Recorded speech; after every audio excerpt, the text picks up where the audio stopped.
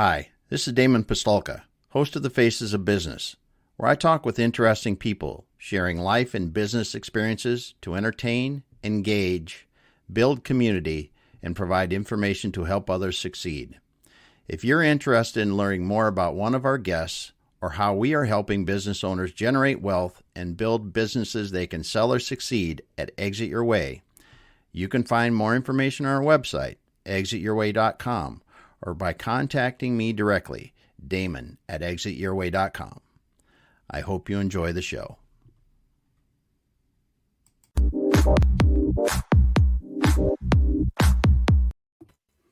All right, everyone. Welcome once again to the Faces of Business. I'm your host, Damon Pistulka, and with me today, I am happy to say I've got Jim Kunkle. Jim, welcome, my friend. Damon, it's great to be here. Hello to everybody. Looking for a great broadcast this evening. Oh, yeah, we're going to have some fun. We're going to have some fun, Jim. So you're coming out of Pittsburgh. So what is the weather like in Pittsburgh this time of year? Well, we're kind of getting into that period of time when things start to transition. You know, you start getting those early spring birds singing a little bit, but occasionally you'll get a nice warm day and then it'll be below 30 degrees or 20 degrees at night. But as deeper we get into March, things start to get more stabilized and those pretty little flowers start to push their way out of the ground. Yep. Good stuff. I mean, just before we got on here, I actually stepped outside and I'm in Seattle and I think it's in the 50s today and the low 50s and not raining.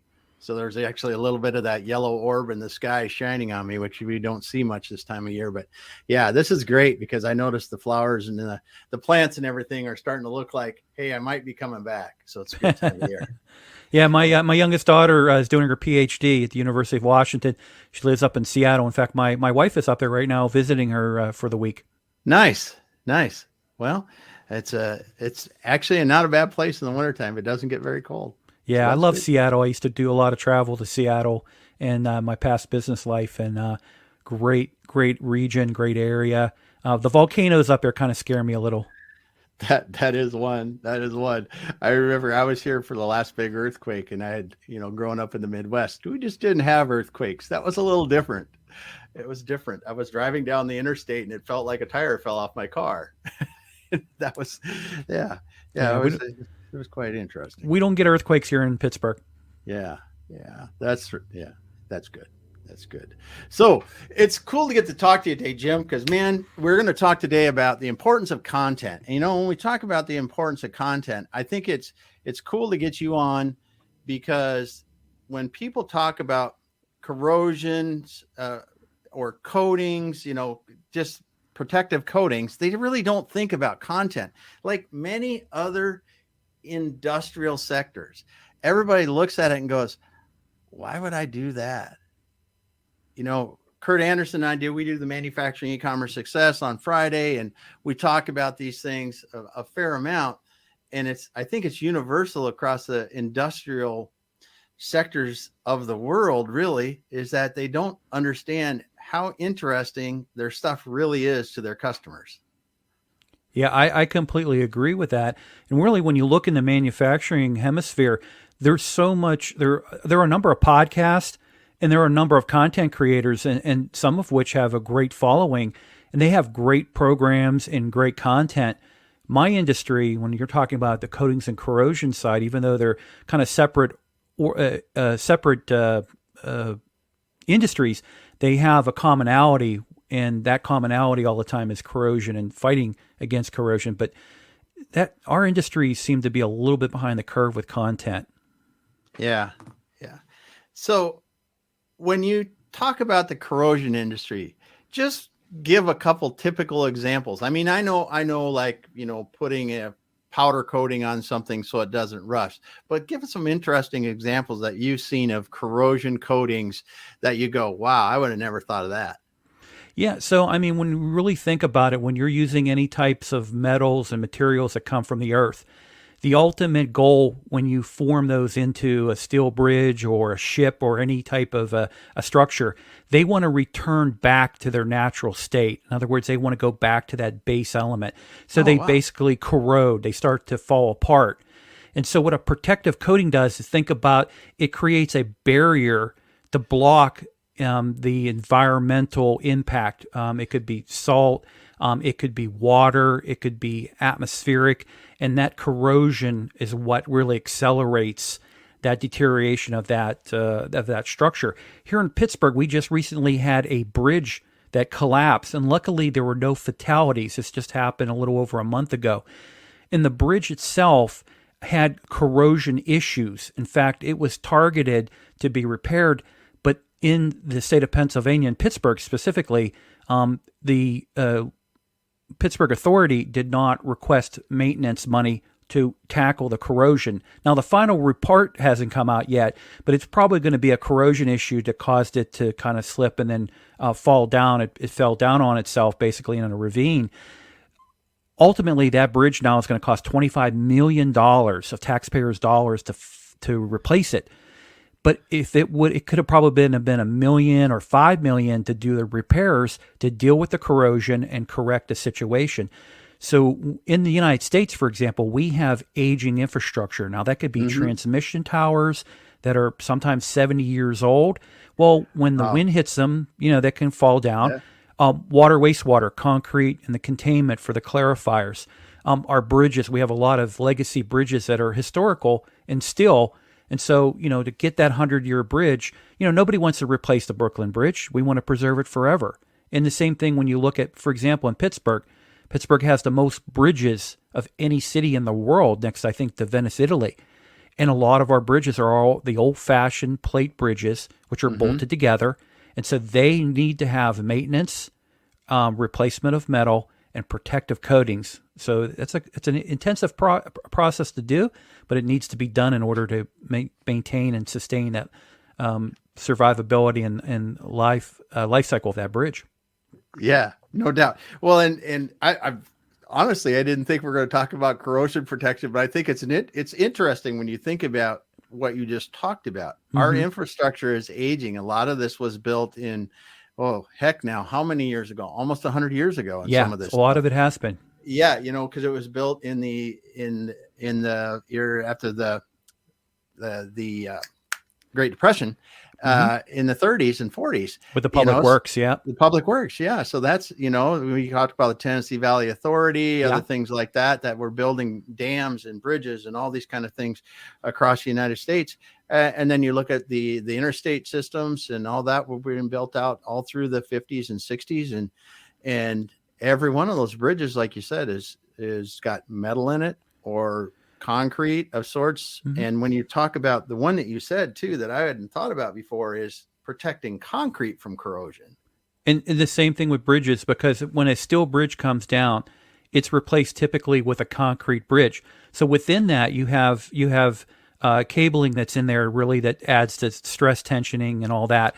And that's where corrosion can attack as well. So corrosion, you can have attack in the rebar, which is metal, or when you have these strands that help secure the suspension bridge, it's concrete, that can impact that as well. And it's just amazing to work in this industry. I mean, I had the opportunity to go up one of the towers at the Golden Gate Bridge. Oh, wow. And when you're talking about riding an old elevator that's been there for, it seems like forever, it still operates. It's beautiful to see it. The last time I was in San Francisco, the bridge is in serious need of painting. The red is turning into a pink color.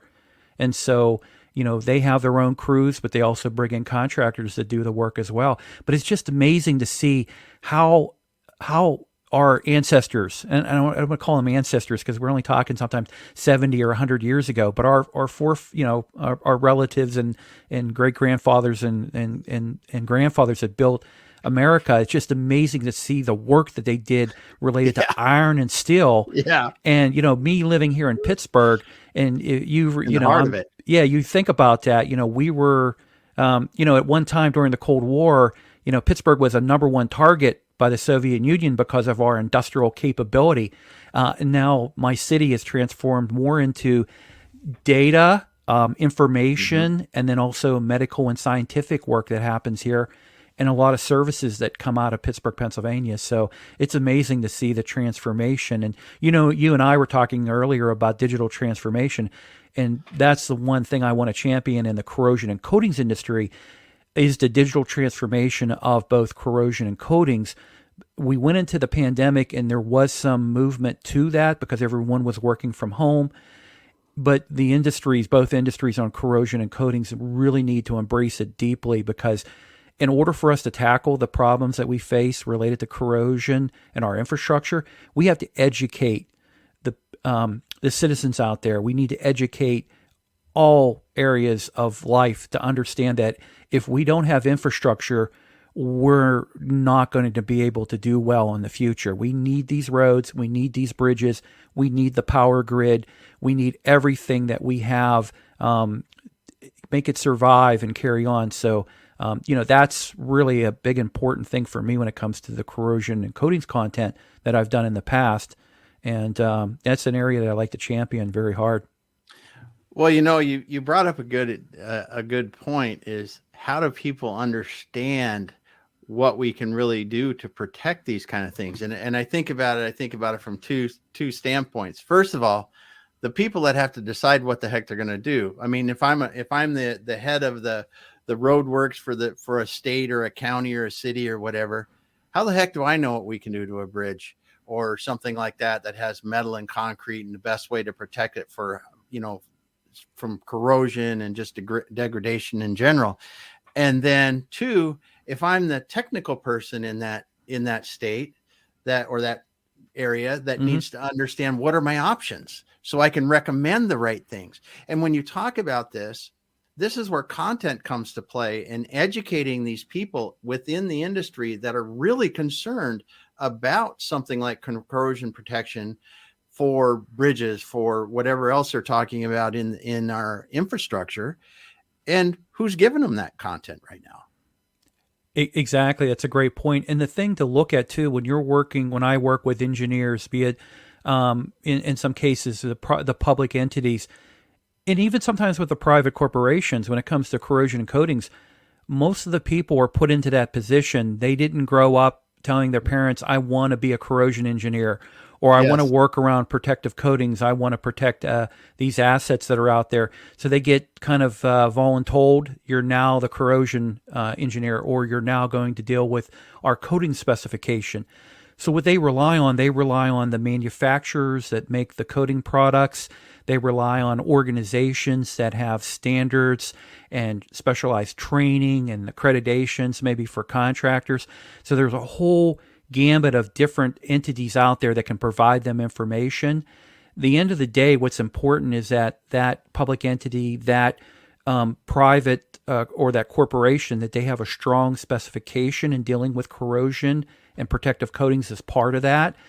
But they also make sure that they have a very thorough plan of action when it comes to dealing with their assets, because the goal is to make sure that you do maintenance at the right time to maximize the life cycle. Because overall, if a pipeline, the worst thing that can happen, for example, the gas pipeline or an oil pipeline, if you have a failure happen because of corrosion, or you have a failure of protective coatings on it that could lead to a rupture or a blowout, that not only will you have loss of lives sometimes or property, but the public relations element of that is such a detriment to that company.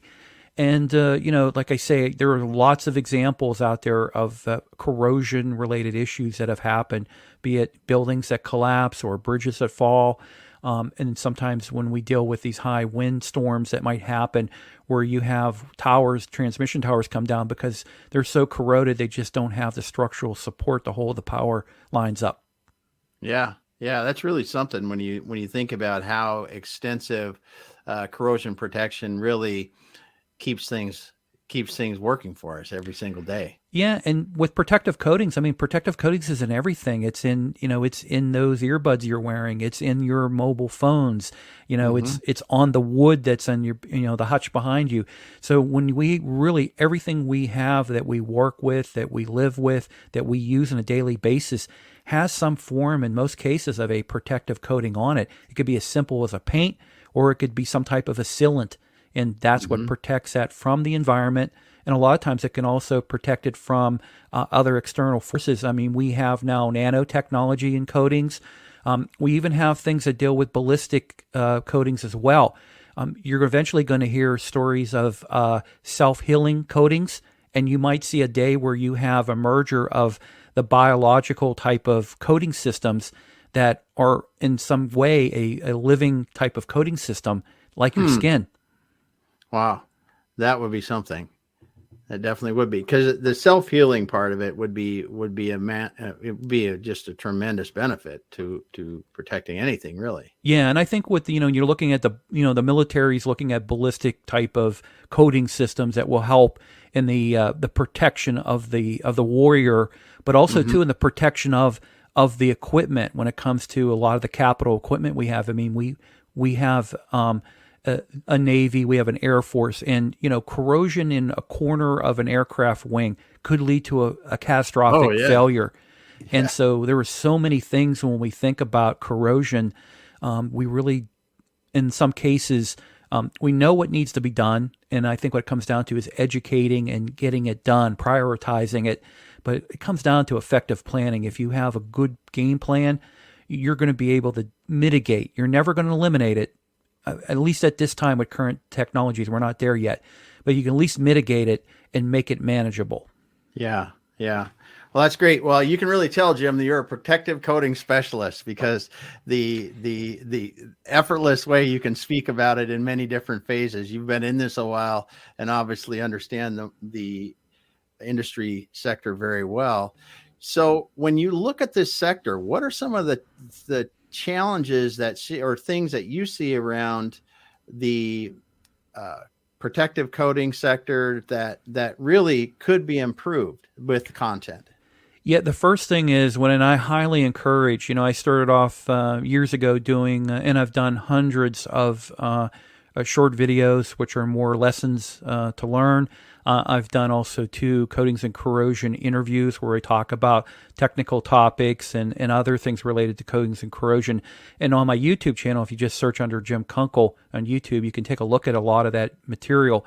What I found in the industry was that we have a lack of content creators. We have a little bit related to podcast and some content, but it's more sales type related, and it's very small in quantity. And so what I highly encourage, and especially in my industry related to corrosion and coatings, people who are professionals in the industry need to go out there and create content, talk about these technical issues, talk about the impact and the cost of corrosion and the ways that we can help alleviate or minimize or manage corrosion with protective coatings, for example. So I loved when I had the opportunity to get approved for LinkedIn Live, and I started streaming content in coatings and corrosion. I put it on my YouTube channel, and then I also had to go out on LinkedIn Live here and Twitter, for example. So I would stream in the multiple platforms. Over time, people started to really reach out to me. And I've had probably the greatest story I could tell you is a contractor working in the mountains of Pakistan on a pipeline. He had a challenge related to a pressure drop when they were doing abrasive blasting up at altitude. And for whatever reason, I think his crew or his company, they just didn't have experience working at altitude, and they didn't realize that when you go up in the atmosphere, you have less pressure you're working with. So that means you have to be able to adjust and have the right type of equipment. And what happened was he started experiencing problems as they were moving up the pipeline to get to the higher elevation. And he had watched one of my interviews that I did with an equipment company that does abrasive blasting equipment. And he realized what the problem was. So he communicated to that company, and they helped him out. And he reached out to me. He says, I'm so glad I subscribed to your channel and I watched your content, because I'm not used to this.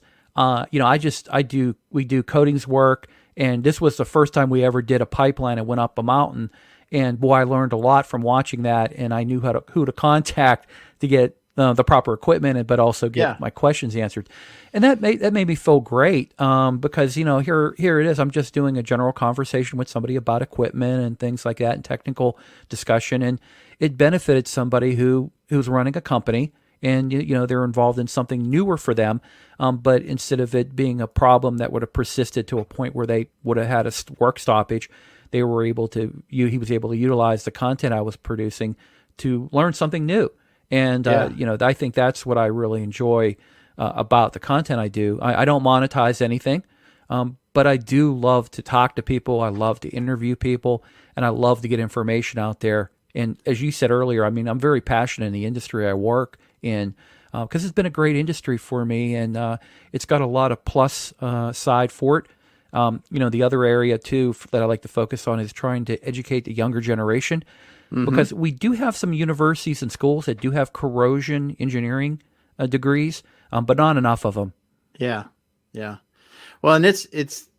I listen to you talk, and I talk about the coatings industry, and I think about the work that I do in manufacturing and trying to spread the word of manufacturing, because we have all of these young people that are growing up, and they really don't look at the industrial sector for a place to have a career.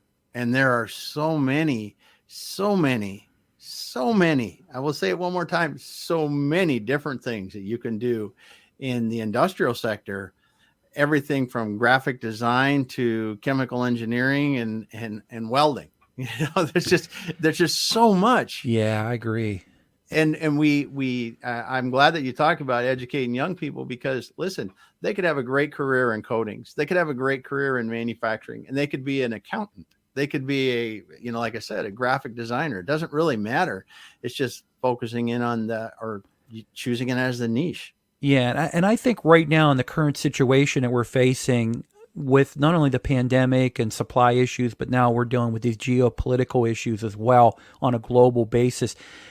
This is the important time period for example, for the United States of America to look at our industrial sector, our manufacturing, and let's look to bring back the manufacturing as much as we can. Now, we're not going to be able to manufacture everything. I understand that.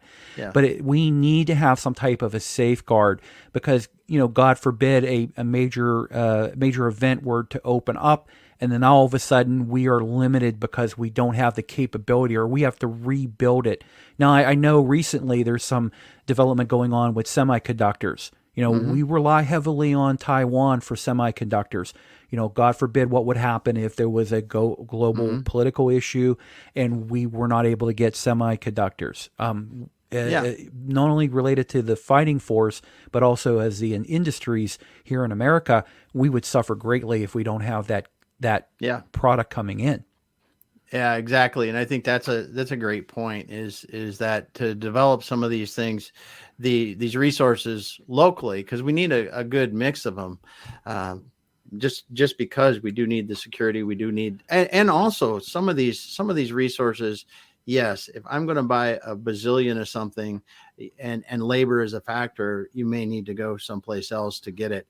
But still, it doesn't mean that you shouldn't have part of it coming from locally or regionally or in the same country at least. And then, really looking at the overall total cost. I interviewed, I don't know if you've ever met Harry Mosier from the Reshoring Initiative. And Harry's awesome because he talks about total cost of ownership. And I saw this even in manufacturing, working in projects only, 10 years ago or so already, that the cost of ownership, when you consider inventory and especially in the last couple of years, how the shipping has gone so crazy. Some of this, these advantages have disappeared. And then when you put in geopolitical or just even from the pandemic, how that just snafu'd the supply chain, it makes sense to have your resources local or closer. Yeah, I mean, when you look at, for example, when we're looking at the petroleum industry, we can switch quicker on a dime and start becoming a major exporter of energy product related to petroleum. But when it comes to semiconductor manufacturing or manufacture, you can't do it.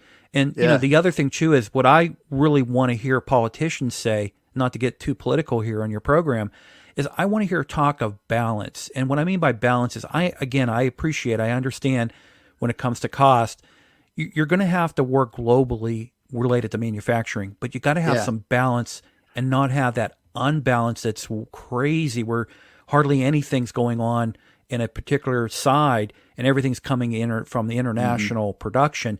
That's when it becomes very very much of a concern if there is an issue. Yeah, that's for sure. That's for sure. So let's go back to content a little bit, because I got some just content questions for you. So how long ago did you really start intentionally creating content? So roughly about a year prior to the pandemic is when I initially launched my YouTube channel and started with 0 subscribers. In the process, the YouTube, it can be a grind. And for me, it was a grind. I just went over 1,000 subscribers. Yeah. So it's taken me over 3 years to get to 1,000 subscribers.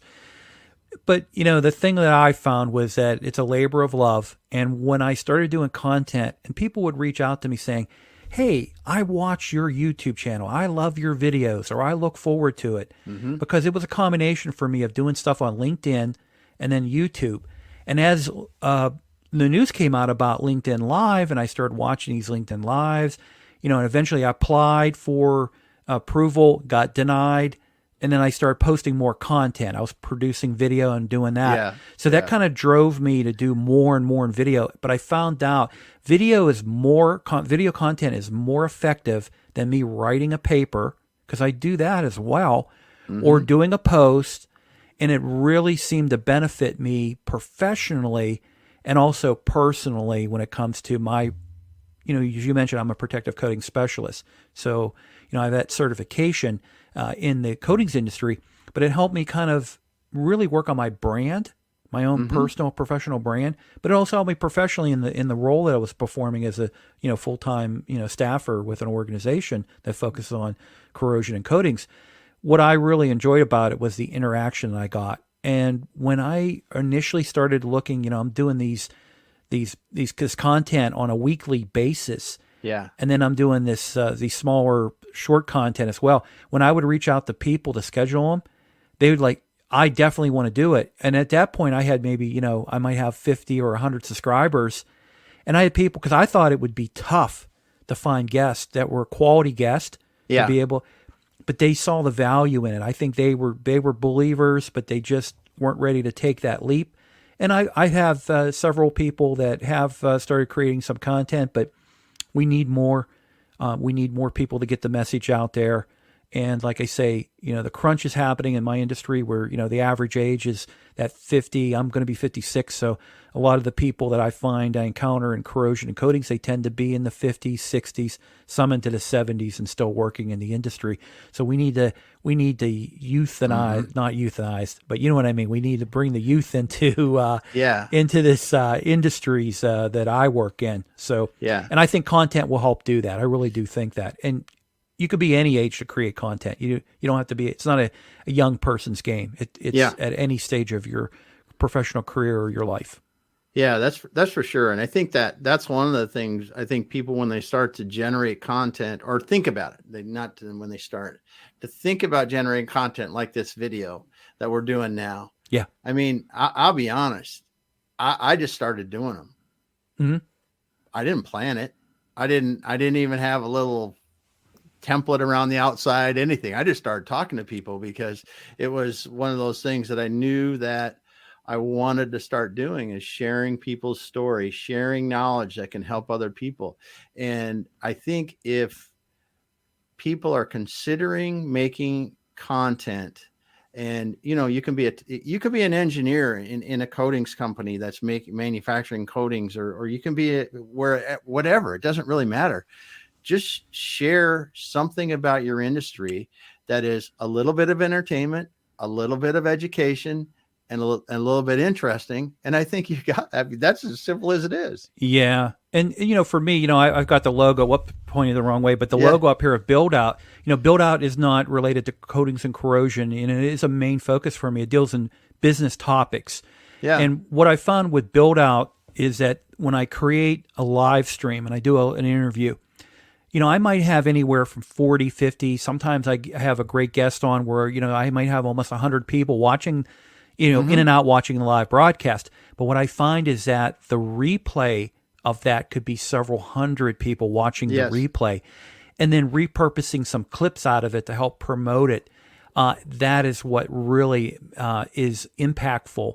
And, I've had different broadcasts where people might reach out to me where, I did that broadcast months ago, but they somehow found it in my feed and they watch it, or YouTube, for example, 80%, almost 80% of my views come from people who are not subscribed to my channel. Yeah. So Yep. the cool thing about it is you're not doing hashtags on YouTube. You're doing hashtags on LinkedIn, but you're doing keywords and people search those keywords. So you have to make sure that not only do you create content, but you are using search terms and hashtags effectively and efficiently, that you're getting people to come in and comment, because the more activity that goes on, it really feeds into algorithm, and then things get pushed and promoted. Give you a good example with Build Out. At the end of the year, I had 2 streams that I did where I had panels come in and we talked about the year in review of 2021, and this was in December, and then we did 2022, a year, do a preview of 2022.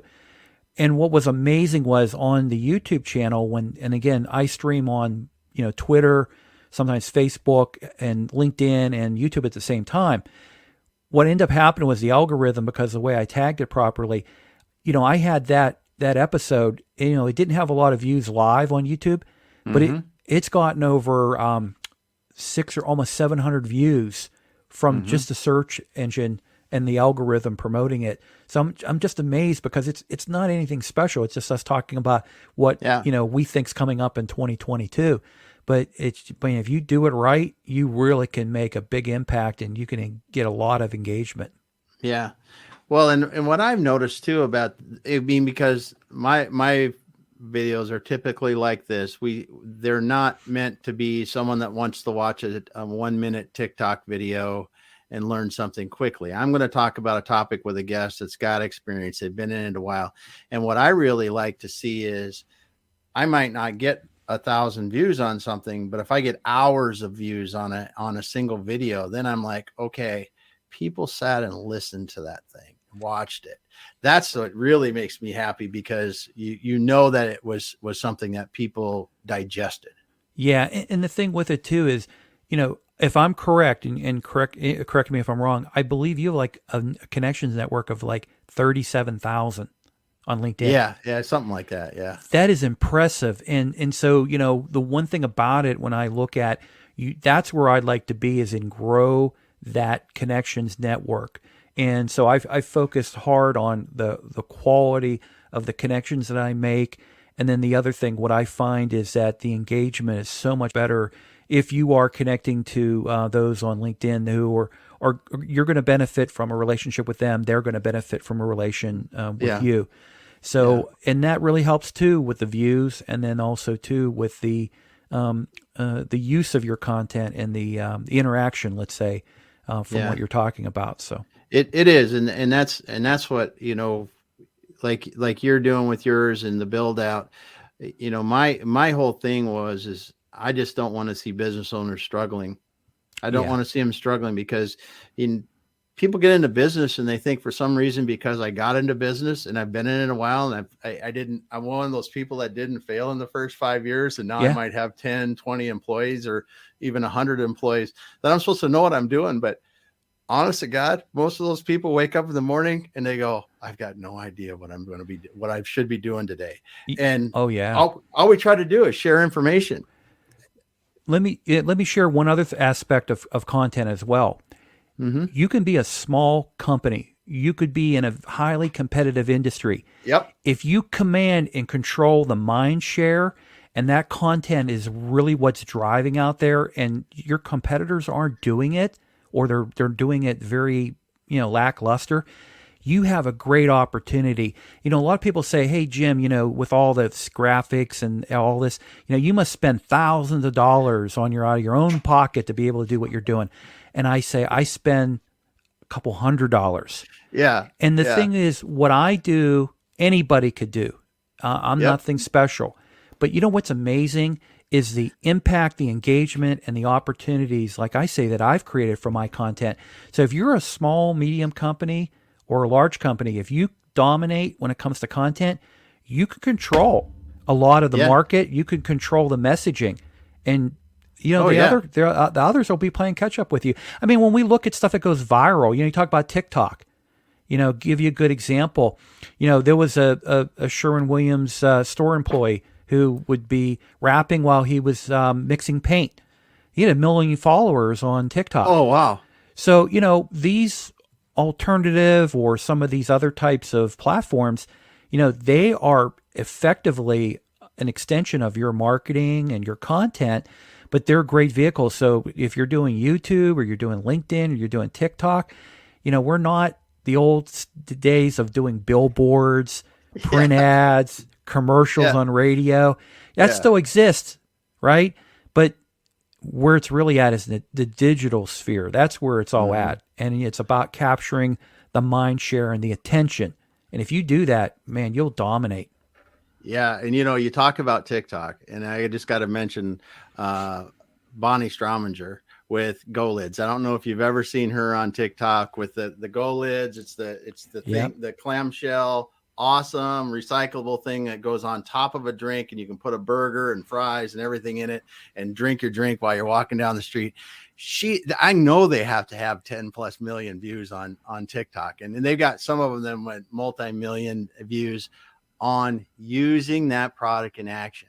And showing that product and helping to show people how it's used. And these platforms are really, like you said, if you own it, I mean, you could be a company that does specialty coatings for municipal water towers or something, and you could own it. You could own it probably if you were the ones that were showing, this is how we do it. This is why we do, why we do it. This is how and showing people before and after and working with clients or whatever it is. I mean, there's just so much you can do from a content perspective that you can do with your darn phone. You don't even have to do much. No, you really don't. It's like I say, you could do it sometimes in a few $100s and make a big impact. And the other thing too, that and a lot of people in my industry say, hey, you're an influencer, Jim. I've never viewed myself that way, but from creating content, it's going to happen where you're going to be an influencer. And I've got different friends, in the roofing industry, Bruno, no BS. You got people like that or big influencers in the roofing industry or some other industry. Yourself and others that are in the manufacturing and industrial side. That's what you really want to be able to do is create yourself as an influencer so that people will listen to you and they will respect what you have to say. But you have to be honest, you have to be real, and you can't be the Kim Kardashians. You got to be authentic. Let's put it that way. And I think that's what people can relate to me. And I'll be at a conference and people walk up to me and they'll say, it's great to watch your content, to hear what you say. And I like how you listen to people, because the one thing I'm told a lot is when I interview people, although I'm overbearing you right now and talking a lot, but I do like to listen to people because their stories are amazing. Yeah. No, and that's what I want. I want you to talk today, Jim, because this is why I interviewed like you. I've seen your interviews before on Build Out. I've watched how you do it. And I love letting people talk because they don't know they've got these stories and this knowledge inside of them. They just don't, because it's doing it every day. Yeah. Right? Like the guy that programs the super complex CNC machine that makes the craziest thing for the space shuttle, or not the space shuttle anymore, but for SpaceX that you just never even imagine, does it every day, goes home, doesn't even think about it. But if you got them on and they talked about it, it would be absolutely incredible.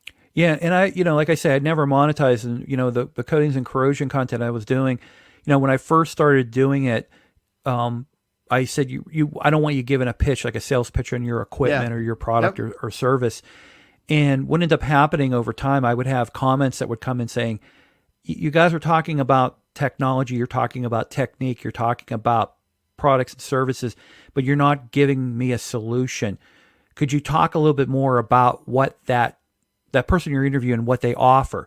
So it was me trying to discover where's the fine line from making it kind of an advertisement to really providing some data. And so what I tend to focus on, let's talk about the generic, just keep it generic, Don't talk about your name brand or anything. Just talk about the technology. Talk about the product, what it's made out of, what it does, what the benefit is. And a lot of people really found a great opportunity to learn from that because, now it wasn't me interviewing somebody and they just specifically talked about their brand. They were talking about either a generic concept or they were talking about technology on a technology basis and keeping it simple that way. And people of all platforms, or all backgrounds could really understand what we were talking about. It wasn't over their head. Yeah. Because in my industry, we have, acronyms, we have lingo for everything, and a lot of it doesn't make sense. And, I worked internationally in Latin America and, where we might call something like for the air hoses going on abrasive blasting, and you're calling them, a bull hose, in Latin America, they don't know what that means. So, the thing with it is you got to keep it as basic and as simple as you can so that you don't leave people out. Yes. Yes, that is.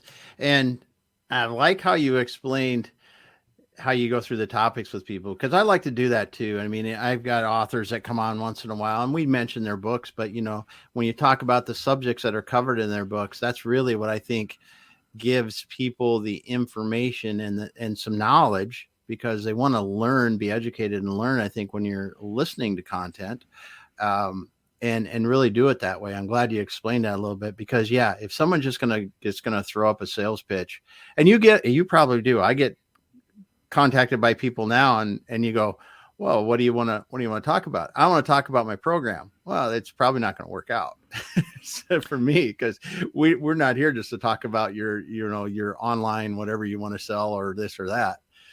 It's not why I'm here. Yeah. The only time I really will talk about a program, if it's, for example, dealing with a really important topic like mental health or say, something related to safety training and things like that.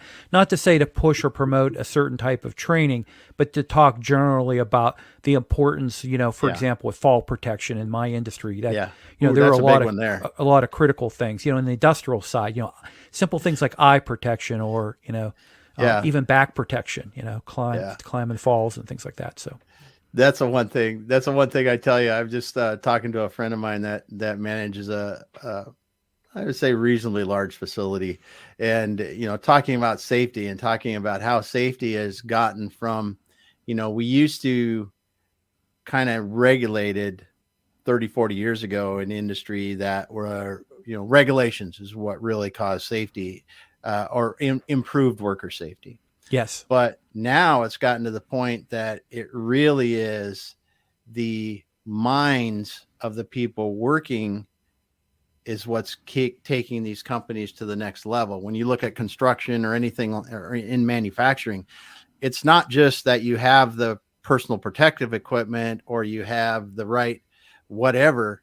It's that Damon remembers, don't walk that way, don't lift that way, don't go over there if this or that. And if I see somebody else doing it, make sure to help them and not let them do it. And it's so much more of a mental game to get that last bit of very important safety improvements done. Because I'm amazed. I've got a client that was in the oil field services industry, and the level of safety that they need to maintain is incredible. Yeah. And there's no way you can do it if they're just saying, yes, here's your personal protective equipment, you got to wear it, blah, blah, blah. They have to be thinking about it all the time.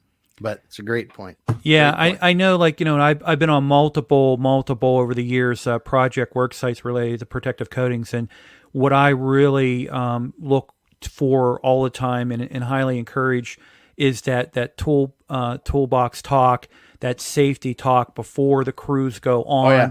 Talk about, hey, listen, we're working at height. Make sure of this. Check your harness, the buddy check system. All these important things you got to do, because one little mistake can really lead to a catastrophe. And a lot of times, like, for example, like if you're a sprayer and you inject yourself with a little bit of, just a drop of that coating gets in your bloodstream, it could cause a fatality. It could cause all kind of problems. So, making sure that the workers are aware, hey, listen, I got to come down and I got to go to the hospital. You know, Yeah. little things like that. I mean, you might think it's nothing. Oh, it's nothing, but it can be major catastrophe or death. So, And it's a great, this is a great example of simple content that you can create yeah. for your own company or your industry. And it would take you all of 10 minutes to do a quick little video to set up and do it and just say, hey, this is what you do if this happens. Yeah. And when the pandemic rolled out, I was always on the road. I was a road warrior. I would meet with engineering firms and, a lot of different, the EPCs that work in the oil and gas industry, or they could be firms working in oil and gas industry or directly with the owners.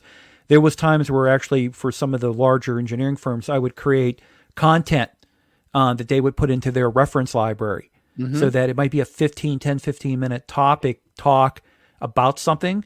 And then this way, when they were either training a new engineer on, how to write a protective coatings a specification or a corrosion plan or an inspection plan, maybe there's things that I would provide for them that they would put in a reference library. And the nice thing with that is it's a way to continually be engaged with those new staff members that are coming into that role, and especially when they're young professionals. And again, they want to learn, and in most cases, they've been thrown into that job function, and they don't have a base knowledge. They might have some basic understanding, but they're not expert yet. That'll come in time. And if I can help in that process with them, develop it and make them experts, that benefits me, but that benefits everybody, because if they are more effective in dealing with corrosion, we're going to save a lot of money. We'll save lives, and we could save our infrastructure no matter what it is. Yeah. Yeah. And you hit one of the things one of the topics that I think people completely overlook content, and that's for internal training. It is so simple anymore. If you're in an office environment, you can simply put Zoom up and record your screen doing something to train new employees or train somebody on something. You can take your phone and or put a GoPro on your chest if you're doing something in an outside setting or someplace where you're moving around, and just talk about what you're doing. This content isn't just to put on social media. This is stuff that you can build a library of training, so that now when Damon comes to work for this company, he goes, hey, Susan, she did this training. She walked through her day from beginning to end on the job that you're going to be doing.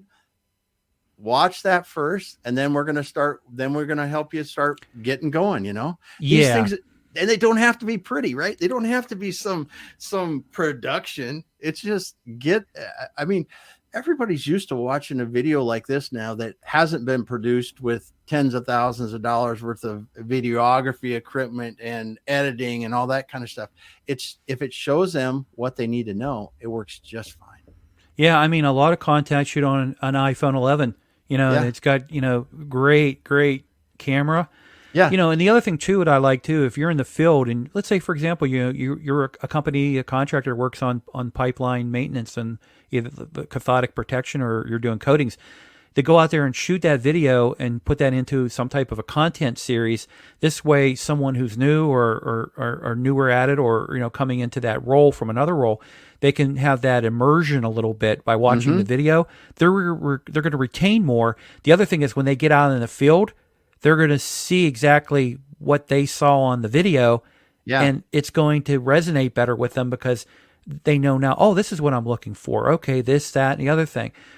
They just understand much better, and the retention of that knowledge or that growth of that experience is much more beneficial for them, because you don't want to have a dull, let's just talk about it.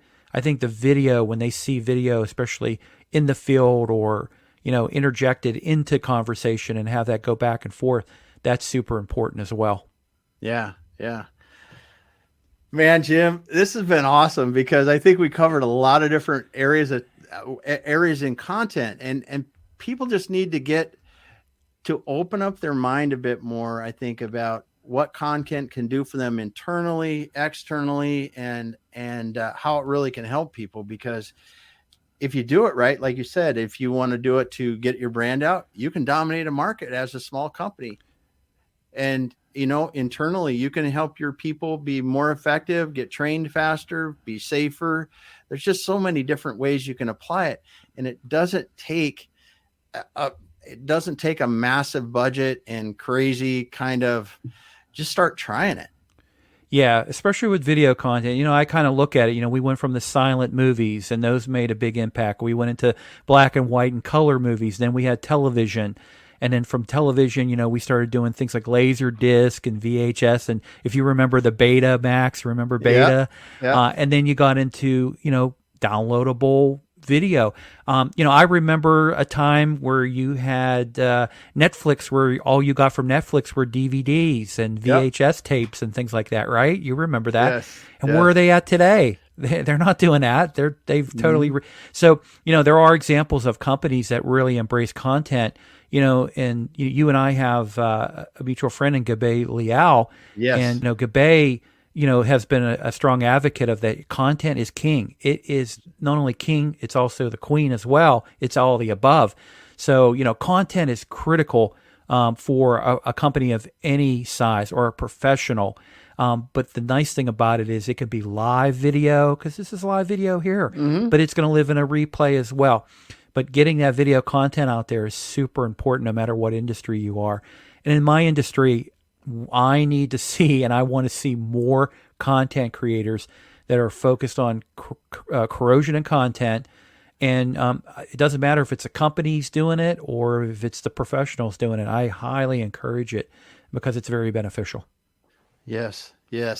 Well, thanks so much for being here today. We had Jim Kunkle here talking about the importance of content and lots of different examples. So if you didn't listen to this whole thing, go back through, listen to it. I'm sure you're going to find some ideas for content. If you want to learn more about it, you can sure talk to Jim. He's under James Kunkle, PCS on LinkedIn. So reach out to him there, connect with him, and he can give you some pointers there. Also, you can find me, Damon Pistulka, on LinkedIn, as you know. But thanks so much for being here today, Jim.